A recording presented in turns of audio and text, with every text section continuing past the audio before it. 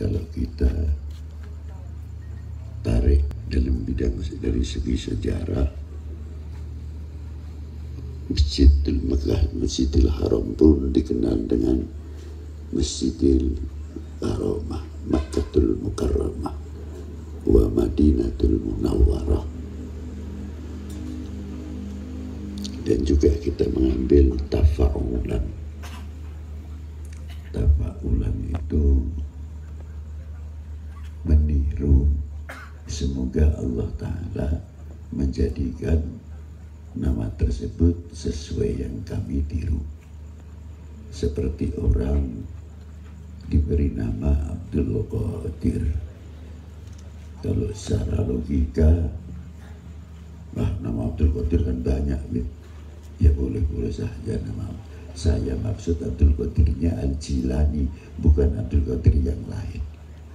Semoga anak kita seperti Sayyidi Syekh Abdul Qadir Al-Jilani, walaupun diberi ilmu sekian persen lah dari 1%-nya Syekh Abdul Qadir Al-Jilani.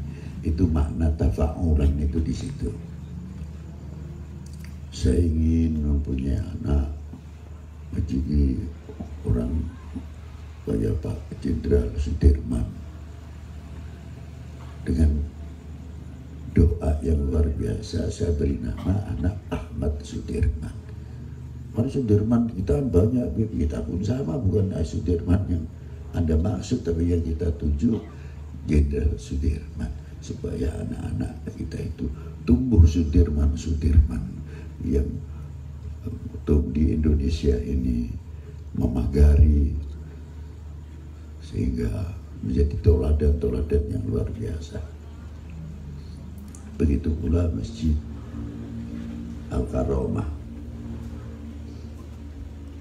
Arti Al-Karamah adalah kemuliaan, kehormatan. Karamah dan mukjizat tidak bisa disamakan. Kalau mukjizat wajib, Al-Karamah belum tentu wajib, karena mukjizat diberikan kepada hamba Allah yang dari kecilnya sudah diismah, dimaksum oleh Allah Ta'ala. Sedangkan karamah belum tentu orang itu berangkat dari yang baik. Artinya dekadensi hidup, gelombang hidup tertimpa dan sebagainya, akhirnya menjadi orang yang bertaubah kepada Allah. Dengan taubahnya yang diterima oleh Allah, diberi kelebihan disebut karamah, sehingga menjadi orang yang mulia di hadirat Allah Subhanahu wa Ta'ala. Itu makna karamah. Karamah maupun mukjizat tidak bisa diukur oleh akal. Sebab mukjizat khususnya dan karamah mutlak dari Allah Subhanahu wa Ta'ala. Allah Ta'ala akan memuliakan walinya dengan karamah yang luar biasa. Itu masa bodoh Allah Subhanahu wa Ta'ala, terserah, tidak bisa akal turut campur tangan. Satu contoh, bahwa mukjizat kedudukannya lebih tinggi dari karamah.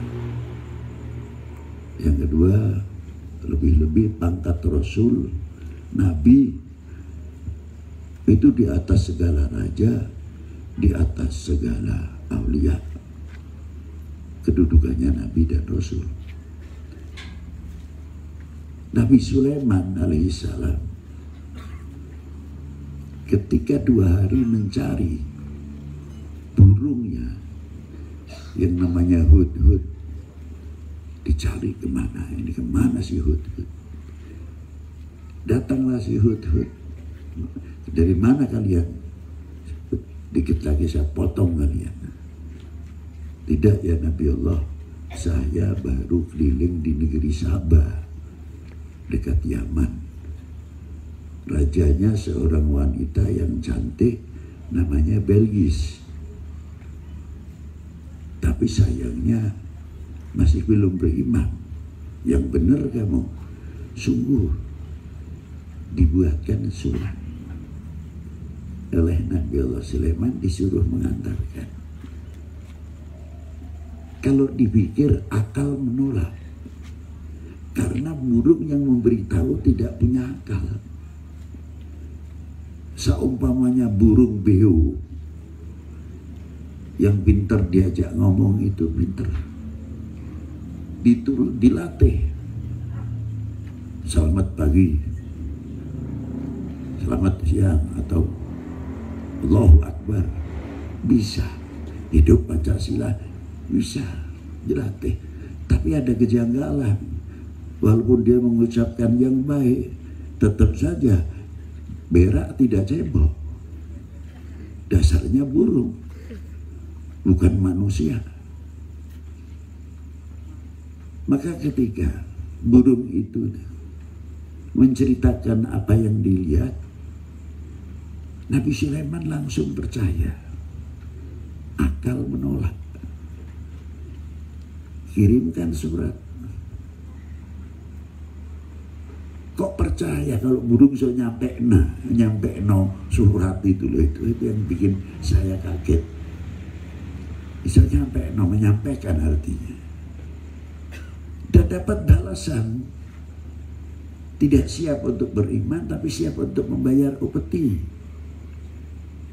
Akhirnya disembarakan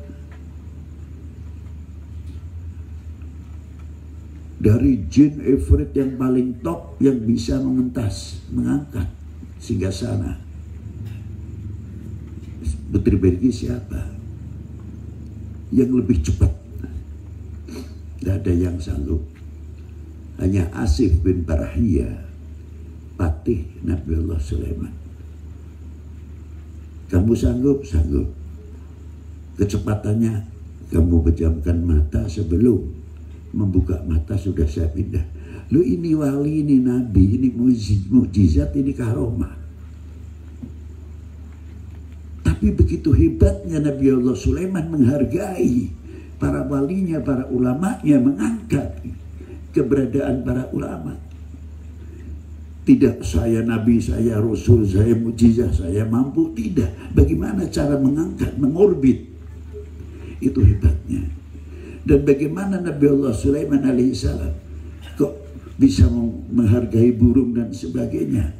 Contoh untuk kita mampu tidak memelihara apa yang diciptakan oleh Allah Ta'ala di alam semesta ini. Menjaga pelestariannya, burung-burung dan sebagainya, sampai ke pohon-pohonan.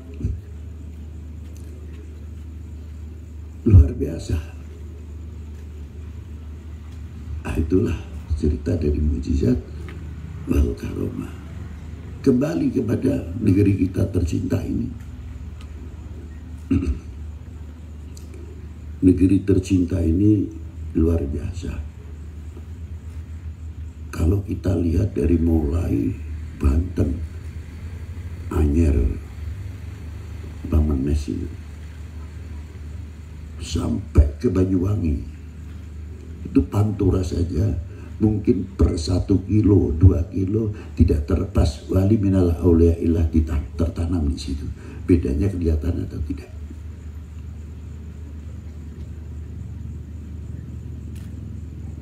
Dari Maulana Hasanuddin Banten, Maulana Yusuf Cikaduan, Muhammad Yusuf, seterusnya sampai ke Tangerang, sampai ke Jakarta.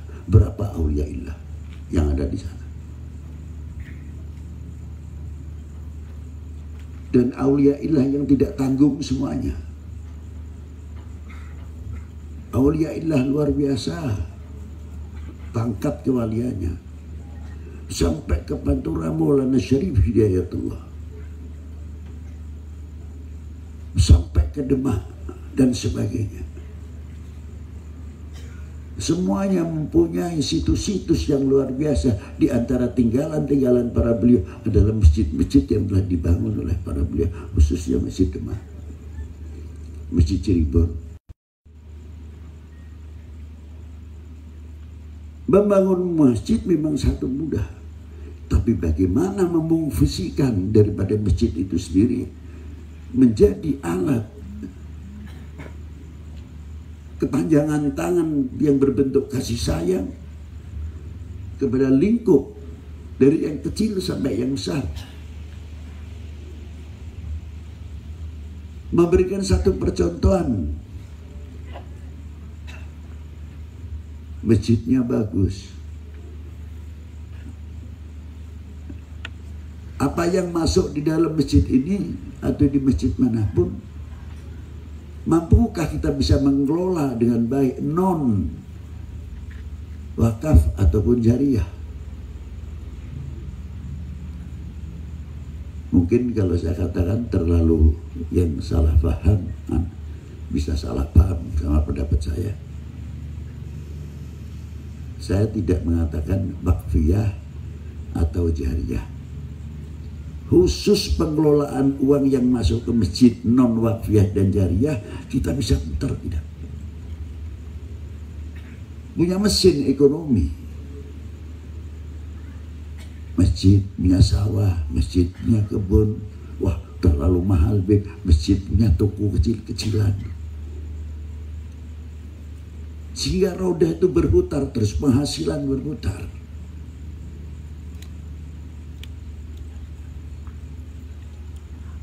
Sehingga dari penghasilan tersebut, masjid ini menanggung mahasiswa sekarang berapa, anak didik kita yang tidak mampu berapa. Masjid menjadi bapak asuh. Masjid menjadi pengayom fuqara wal masakin. Masjid memberi, masjid bukan begini.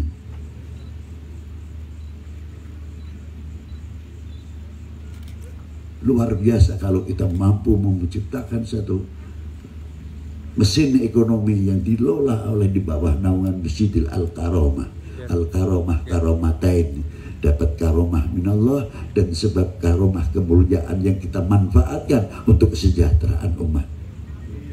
Luar biasa. Ini satu pemasukan saja, mungkin bisa ditiru di lainnya. Masjid-masjid ini hidup. Ma'asyiral muslimin rahimakumullah.